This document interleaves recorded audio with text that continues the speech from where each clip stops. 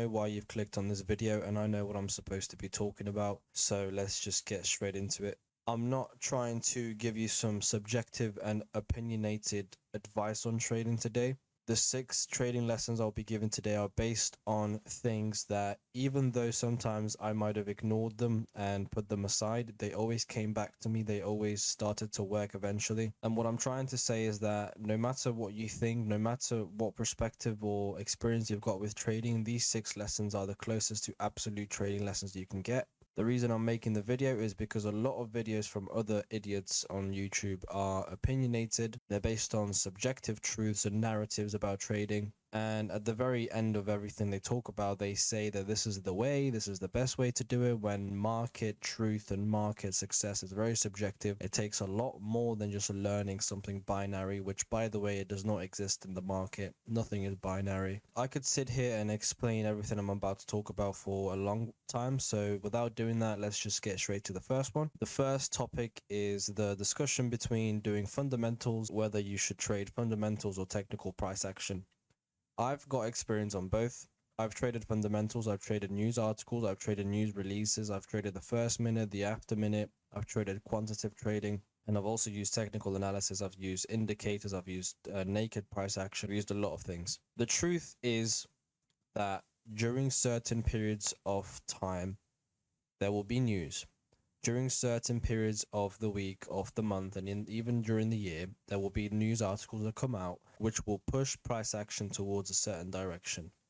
Now, this could very well be just news coming out. It doesn't have to be on the economic calendar.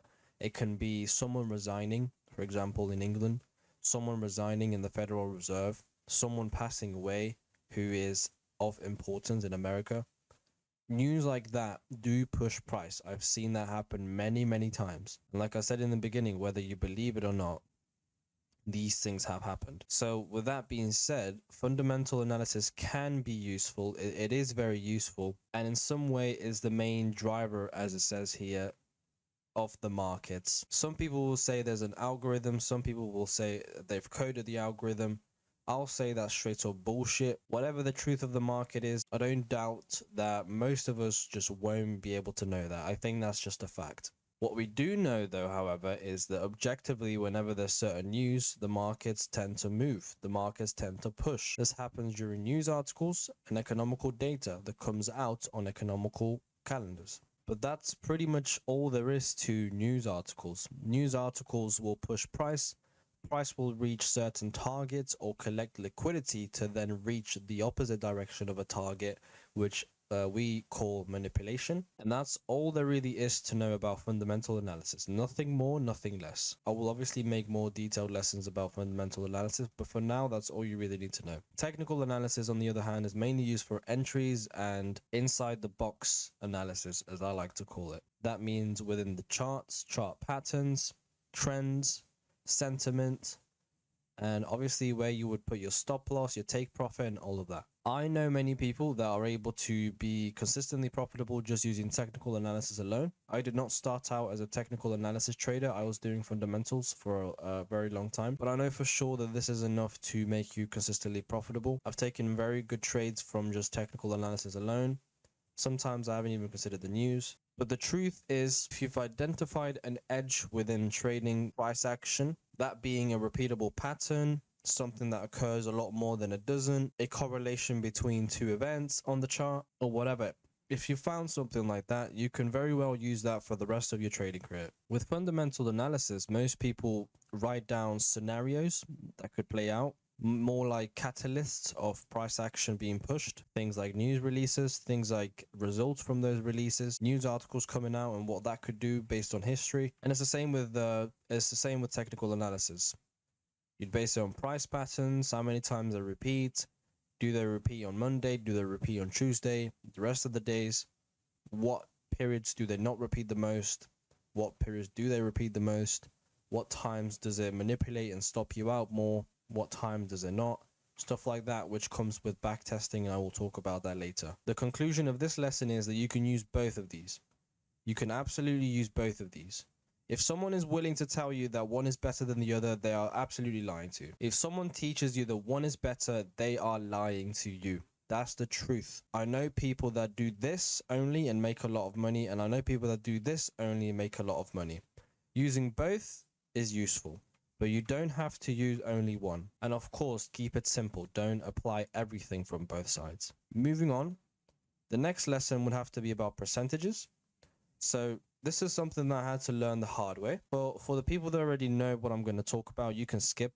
But for people that don't, in trading, you should always refer to your performance, your progress, your risk, your reward in percentages. Whenever you're looking at your account, after you've placed a certain trade, and let's say you are down $500, the only reason why that $500 might be subjectively a large amount is because of your perspective of that money. There are people out there taking trades risking millions per trade, and to some of you that may be crazy. But the truth is that depending on your perspective of risk and your experience with risk, and obviously your risk tolerance, the amount of money and dollars that's on the table being risked currently in drawdown or in profit shouldn't be relevant. What should be relevant is the percentage gain. Now, not only does this make it simple for you to identify targets and be professional with percentages, but it's also important because percentages act a bit different. If you were to lose 10% of your capital, and this is just basic maths, you would have to make 11.11% back. And this is to come back to break even, by the way. If you were to lose 20, you would be required to make 25% back. And if we go down to 50%, which is half of your capital, you would have to make 100% of what you've currently got. What this specifically means is that if you've got $1,000 and you lose 500, you would now have to make that 500 again because you currently only have 500, right? If you've got 500 because you've just lost it from $1,000, and we are now here, we now have to make double this, which is the entire account. You have to somehow make the entire account back to get back to break even. Now that's just crazy. Risking that much, especially for people that are just starting out, is definitely not recommended. But what's the lesson in this? The lesson is that percentages matter because you can look and scope things out from a very professional viewpoint like this. And also it's important to remember things like this, because the main lesson from percentages is that if you were to lose 50%, the risk would outweigh the reward most of the times, and it would not be worth it. What you should be risking for is 0.5. And let me be very clear. I'm not telling you you should do this, and if you don't do this, you're doing it wrong. I'm telling you based on just stats and logic. 0.5 risk is very difficult, and most prop funds, for example, or any accounts, to lead to a 50% loss of the capital or even 100%, right? It's very, very difficult to get from 0.5% trades per trade to get 50% loss. This would require 200 trades of this loss in percentage. And when is the last time you've taken 200 losses in a row? Exactly. It is probably very unlikely that you've taken 200 losses in a row. So what we're doing here is that we are putting the loss in a very unlikely setting, which in this case would be risking 0.5%. It is very unlikely that you'd be losing your whole account. The target you'd want is obviously 1%, and so on. So the lesson here is use percentages. As a matter of fact, and please take notes if you want, whenever you're trading, get rid of the dollar figure. Get rid of the amount of money that is going up and down. If there is a little tab at the bottom of your dashboard, just lower it down. Just get rid of the amount of money that you're looking at, because the market does not care how much you're making or losing. The market is doing its own thing and it's got its own targets. If your target is $1,000, which is, let's say, 20% of your account, the market does not care. The market finds that very irrelevant. You need to deal with percentages at all times so you can manage properly and have actually good, accurate targets. I could go into more detail about this, but I won't for now. That's all I really wanted to talk about. Use percentages. Never refer to money. Money comes with percentages. That's all you really need to know. The third lesson is psychology. Now, this is something that I could speak about for hours, mainly because I've studied psychology myself just for fun. I like reading a lot and I know a lot about how the brain works. Something that people don't teach, specifically these mentors, quote unquote, is how the human brain actually works. And let me give you a quick little lesson about it. You can look into the details yourself, but let me simplify it by saying the brain typically has three main parts: the front, the middle, and the very back. The front part, since you were born, allows you to gain information. The middle part typically allows the information to either get processed through or just consciously be observed. And the back part is where the real magic occurs. You've got the conscious and the subconscious. And the middle part is essentially the guard, is the gate between those two. So now, since you've been young, since the age of 5 specifically, whatever you've consumed that's went through this front part and has been allowed through the middle is now subconsciously stored in the back. So what does that mean in terms of trading?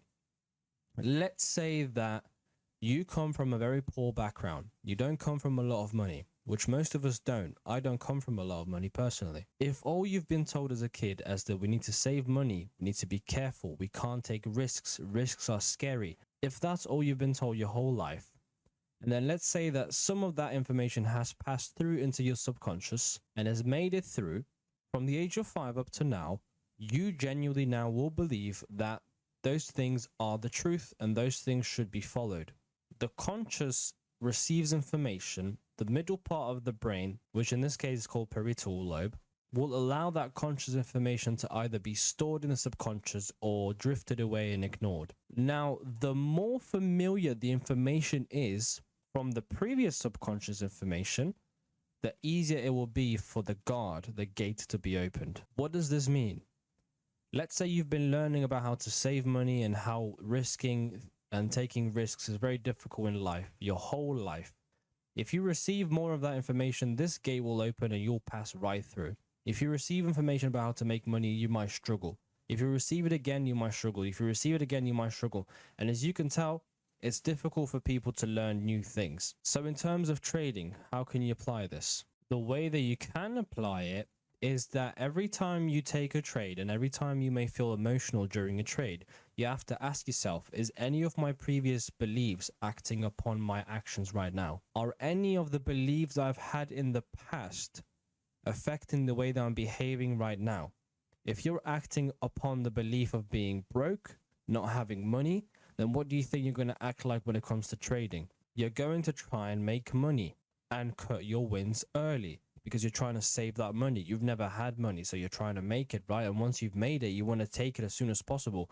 That's greed. That's fear. Those are things that play into your psychology. The details I've given you so far are already a lot more than most of these mentors will give you and charge you for. I can give you a lot more about psychology. It would just take time. But the main things that you need to know is that since you were a kid, you've been essentially programmed a certain way with information that's went through here. As you've grown up, you've developed a filtering system which then stores information into your subconscious. The information that you receive today will be constantly filtered by this guard in the middle right here. This is the guard of who sometimes will allow information, sometimes he won't. It's difficult to allow new information because you're essentially telling yourself that the previous beliefs that you've had are untrue. They are not real. So for example, if you've constantly learned that you don't have money and money is hard to make or you shouldn't take risks, then it will be very hard for you to take risks because you're essentially telling yourself that you've been wrong this whole time. And as you can logically tell, that can be difficult. But moving on to lesson number 4 is the hard work. This is something that I also had to learn the hard way. It's something that most traders will tell you.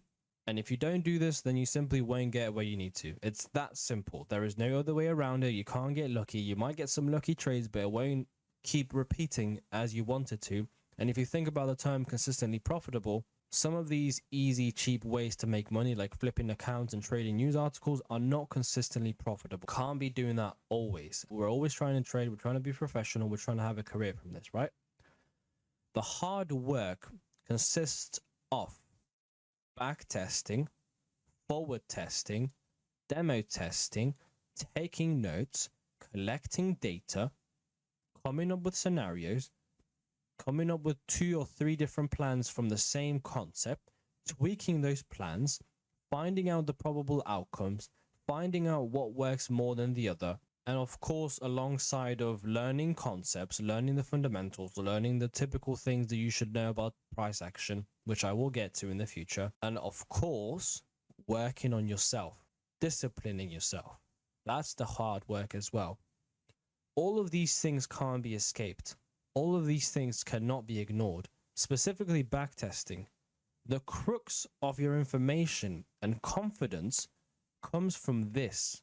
This is where you will get your conclusions. This is where you'll get your evidence to your brain that even if you don't follow your plan, even if today you feel like risking more, even if today you feel like not taking your trade because your plan is showing but you don't feel confident, even if those things happen, this is what will give you the confidence and a slap on the face if you don't do those things, because at the end of the day, you've got the evidence that it works. You just chose not to for no reason. This is the hard work. You must back test, you must forward test, you must demo trade if you need to. I personally haven't demo traded that much, but you must not try to cut corners. You should go right through the door and barge through it with aggression, with effort, with energy, and determination to do the hard work. Because at the very end of it, it will be worth it. Cutting corners and trying to do things quickly never works. It never does. So I beg you, stop trying to do that. Stop wasting your time trying to make quick money, which again plays onto your psychology of lacking money. And the person that trades full time, has a living from trading, is not someone that does it the cheap and short way. Number 5 is market truth. The concept of market truth has always fascinated me, mainly because I don't believe there is one market truth, meaning that X will equals Y, and that's pretty much all there is to trading. And by that, I mean that when something happens, something else will happen, and that's 100% guaranteed.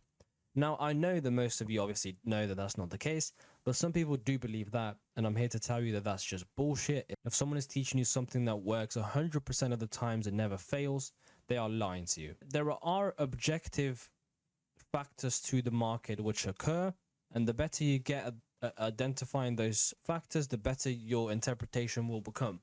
Some people may be looking at a tree and identifying apples or potential money to make from this tree. It depends on their subjective interpretation. And this is the same with market price action and market movements. Someone may be seeing a certain pattern, but they will identify a different pattern from what you identify. So now if you apply that to the large scale of people teaching on trading on YouTube, imagine how many things have been taught subjectively and taught as the reality and the truth of the market. It's all bullshit. It's all a mix of people's opinions and subjective realities and their interpretation of what market truth is, what market price action is. Mine, for example, might be very different from a lot of other traders. And that's why I don't tell people my way is the best way. I don't tell people the way that I trade is the way that you should trade. No, you need to understand this. You need to keep this in mind forever. Whoever is teaching you whatever, they don't know everything. They don't know the market truth.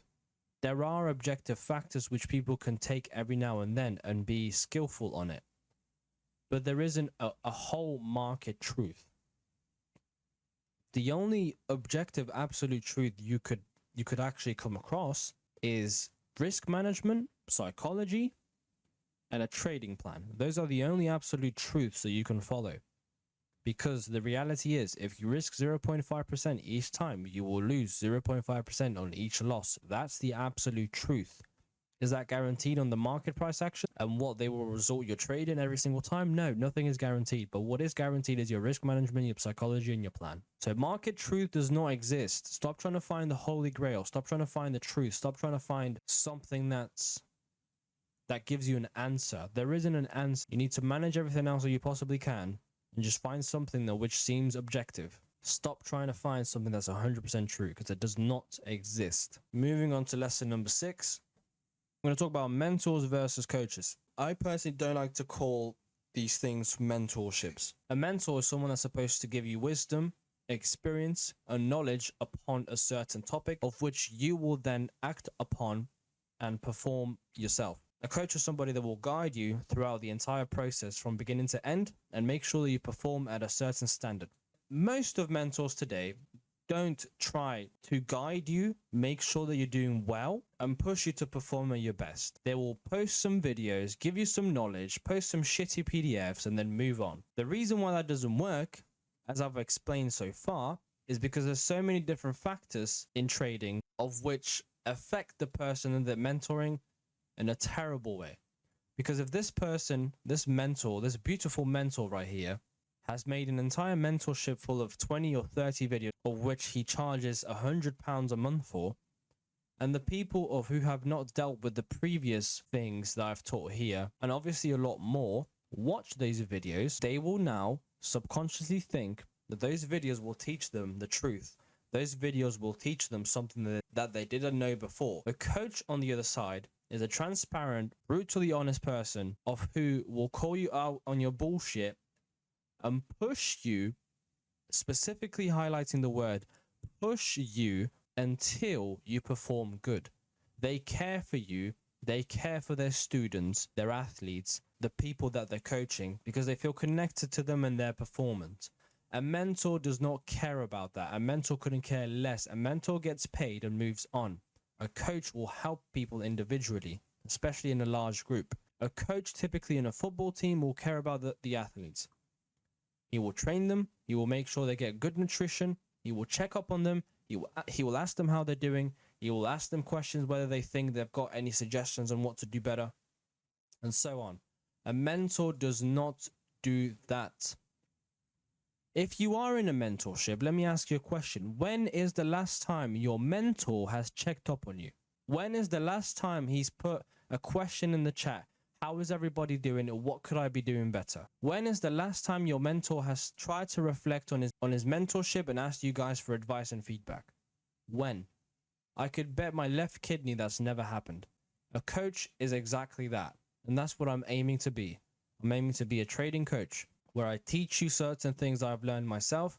I teach you the other aspects and different sides of those things. I teach you all the important stuff and I simplify it for you. I'm sick and tired of people teaching everything and at least not guiding the people towards the exact specific direction they should be going. So the lesson in here is be very careful of who you pick as your mentor if you are willing to. And that I personally believe, just based on definitions and based on how these mentors today act, that a coach would be a lot better. And that's what I am. I'm a trading coach. I'm not a mentor. I make these videos for free because I enjoy it. And in the future, I will make my own coaching program about trading. I would never call my students mentees. I would never call myself a mentor. I am a coach. I care for the people. I care for your performance. I care about how I'm doing. I care about improving myself as a teacher. And I'm actively connected to the concept of teaching people individually. I love it. I love teaching people. I love helping people. A mentor does not care. I promise you that. I've been through three of them. The most common characteristic is that they give you the work and they don't care. That's it. They kind of just give you the tools and you can do whatever you want. And some of you will disagree and say that, but that's what you're meant to do. You're supposed to be taught how to fish. But the question is, how can 100 or 300 people be taught how to fish the exact same way, which is give them the tools and then you learn yourself. Some people just need a bit more help and a bit more push. And that's what I'm here for, to give you these details that most mentors won't give you. But anyways, that's the final lesson. Be careful who you learn from and what I aim to do in the future as a coach. Those are the 6 absolute trading lessons I've learned from 6 years of trading. There's obviously more, but I wanted to break it down to 6 because it's been 6 years. The main takeaway from these last 6 years would have to be, don't be scared, be confident, risk a certain amount of which you are comfortable with losing, and constantly do the hard work and not be scared to aim for more money than you risk.